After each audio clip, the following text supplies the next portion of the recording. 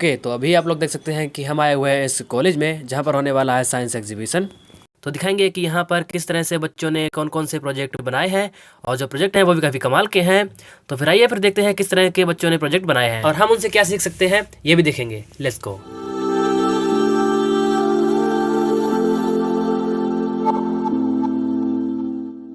मेरा नाम आशुतोष राजपूत है और मैं रस्तोगी इंटर कॉलेज के 12th का छात्र हूँ। जैसा कि आप देख रहे हैं कि हमने मॉडल किस तरह से बनाया है, तो ये हमारा जिसमें से हमारा मेन टॉपिक है गणित और भौतिक विज्ञान पर खेल, जिसमें से हमने ये मॉडल बनाया है न्यूटन के नियमों के आधार पर, जिसमें न्यूटन के 3 नियम दिखाए गए हैं। सबसे पहले हम बात करते हैं यहाँ पे न्यूटन के पहले नियम की, जिसे जड़त्व का नियम भी कहते हैं। न्यूटन के पहले नियम के अनुसार यदि कोई वस्तु गतिशील अवस्था में है तो वह गतिशील अवस्था में ही रहेगी, और यदि कोई वस्तु विरामावस्था में है तो वह विरामावस्था में ही रहेगी, जब तक कि हम उस पर कोई एक्सटर्नल फोर्स नहीं लगाते हैं। जैसे कि हम देखते हैं इसमें हमने एक्सटर्नल फोर्स लगाया तो ये जो है गति करने लगी है, और वहाँ पर जो आप देख रहे हैं यहाँ पे जाके रुक गई है। ये इसीलिए होता है क्योंकि जब इस पर मतलब एक्सटर्नल फोर्स लग रहा था, इसलिए यहाँ पे रुक गई है। जैसे कि हम मान लें स्पेस में कोई वस्तु स्थित है, यानी कि एक जगह स्थिर है, जब उस पर कोई दूसरी चीज़ टकराती है तो वह गतिशील अवस्था में हो जाएगी, और फिर वह कभी नहीं रुकेगी जब तक उस पर हम उसे किसी बाहरी बल से रोका ना जाए।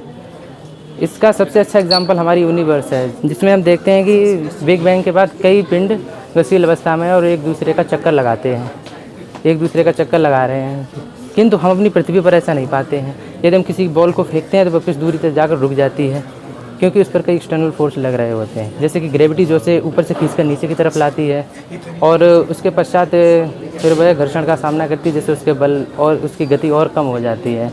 अगर हम इसी बॉल को स्पेस यानी कि ज़ीरो ग्रेविटी में अगर फेंकें तो शायद ये कभी नहीं रुकेगी। हमारे इस मॉडल से न्यूटन के पहले नियम की पुष्टि होती है।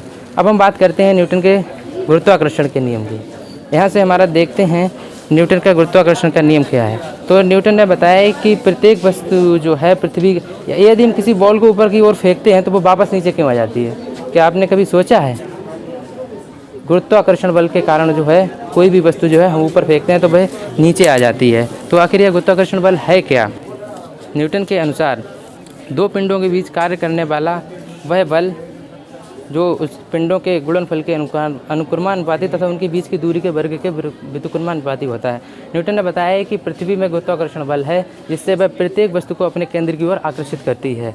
और ये आपने यहाँ पे देखा है कि यहाँ पे बिल्कुल जो है टच नहीं कर रहा है इसको, ठीक है। तो इस प्रकार न्यूटन के जो है दूसरे नियम, ये कह सकते हैं इसे गुरुत्वाकर्षण के नियम की भी पुष्टि होती है। अब हम बात करते हैं न्यूटन के थर्ड नियम की, तीसरे नियम की, जिसमें क्या है, इसे क्रिया प्रतिक्रिया का नियम भी कहते हैं। यदि हम किसी चीज़ पर बल लगाते हैं तो वह उतना ही बल हमारे ऊपर भी लगाती है।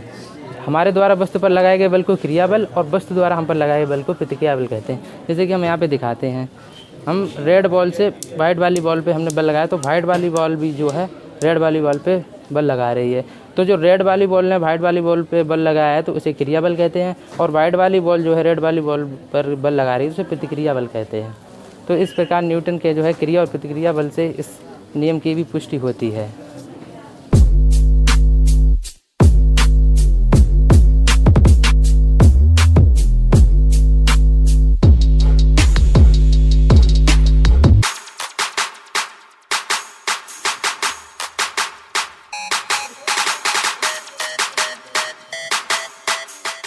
आइए अब आपको दिखाते हैं हाइड्रोजन गैस बनाने की बहुत ही सरल साधारण विधि। तो यहाँ पर आप देख सकते हैं कि ये एक प्लास्टिक की बोतल है जिसमें लगी हुई है पाइप, और बोतल में भरा हुआ है पानी और साथ ही साथ घुला हुआ है नमक, सॉल्ट यानी कि NaCl, और यहाँ पर 2 इलेक्ट्रोड लगे हुए हैं जिसमें हम 5 वॉट की DC पावर दे रहे हैं। जैसे ही हम पावर देते हैं तो बोतल के अंदर इलेक्ट्रोलाइसिस अभिक्रिया होने लगती है और साथ ही साथ हाइड्रोजन गैस बनने लगती है। तो जैसे ही हाइड्रोजन गैस पूरी बन जाएगी तो बाद में हम इसे टेस्ट कर लेंगे। तो यही है एक सरल साधारण सी विधि हाइड्रोजन गैस बनाने की, जिसमें हम नमक मिलाते हैं, पानी मिलाते हैं और 5 वॉट की इलेक्ट्रिसिटी उसमें देते हैं DC पावर। तो यहाँ पर हम टेस्ट कर सकते हैं कि हमने अपनी हाइड्रोजन गैस कितनी प्रोड्यूस की है। जैसे कि मैंने ये मॉडल बनाया है, आप देख रहे हैं, ये घनत्व पे आधारित है।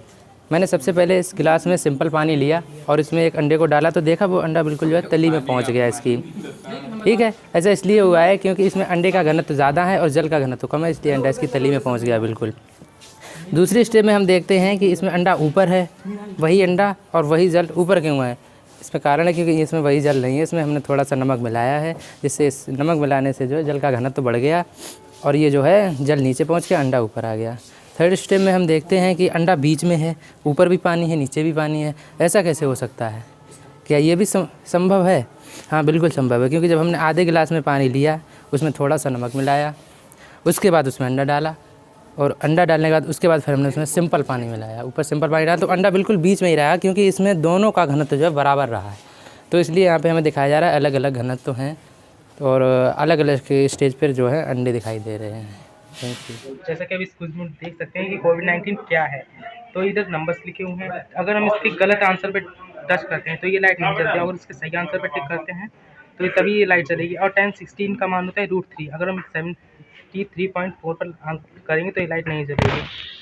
तो इसी तरीके से पूरा है, बच्चों को हम इसी खेल खेल के माध्यम से बहुत कुछ ज़्यादा सिखा सकते हैं। जैसे हम बच्चों से कह सकते हैं अगर तुमने सही आंसर दिया तो हम तुमको टॉफ़ी वगैरह देंगे, और गलत आंसर दिया तो उसको ट्राई अगेन कह के उसको दोबारा बता सकते हैं। ये है पहाड़ा चक्र, बच्चों को साथ ही साथ खेल खेल में पहाड़े याद कराने के सबसे अच्छा तरीका। ये चक्र की तरह काम करता है, जैसे 2 1 जा 2, 2 2 जा 4, 2 3 जा 6 एंड 4 जा 8। तो ये एक पहाड़ एक है और इसको ऐसे चक्र की तरह भी यूज़ कर सकते हैं। तो इसी कॉन्सेप्ट पर बेस ये वर्ग चक्र है। जैसे 2 का स्क्वायर कितना होता है 4, 3 का स्क्वायर 9, 4 का स्क्वायर 16। तो ये भी इसी मॉडल पे बेस था।